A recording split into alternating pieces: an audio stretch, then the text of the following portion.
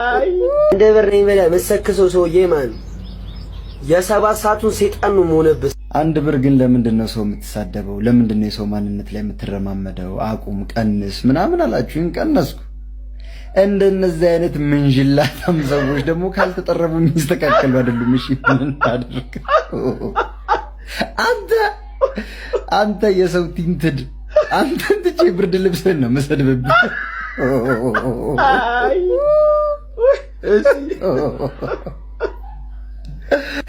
ስማ እኔ እኮ እስከሆነ ሰዓት ድረስ እኮ ራቁትህን ነበር የመሰልከኝ እንጂ ነጯን ሎጎ ደረት ላይ ያለችውን ሳይ ነው ልብስ እንደለበስክ እራሱ ያስተዋልኩት።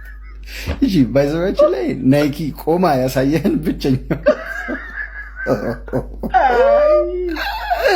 ኧረ ተቃጠልን። አንተ ሙሉ ሌዘር ከላይ እስከታች ወጥ ሌዘር የ2024 ሞዴል መኪና የመሰልክ ሰውዬ የሰው ሴንቴቲክ ፍቱ ተባልን። በቃ ፈታን እኮ አቁሙ፣ በቃ መሰዳደብ መዛዛት ምናምን ቲክቶክ ላይ አቁሙ ተባልን። ትልልቅ ሰዎች ተናገሩን እኮ በቃ መከሩን። ፈታን አይደለ? በቃ ስንፈታ ደግሞ መፍታት ነው ያለባችሁ እንጂ እንሰጣጣ ከተባለ እንሰጣጣለን እኮ። ግን ለማናቸውስ ያው እንዲሁ ለትውስታ ያክል ነው። የኔ አባት ለሮስት ምቹ ነሽ። እኔ ሳልደበቅ ሐቁን ልንገርህ፣ ለሮስት ምቹ ነው። ሙሉ ቀን ሰሮ ስትል ብል ይችላል፣ ምንም ሳልስት ሳልፎርሽ ማለት ነው። እና ረፊ እንደዛ ይባላል። ብቻ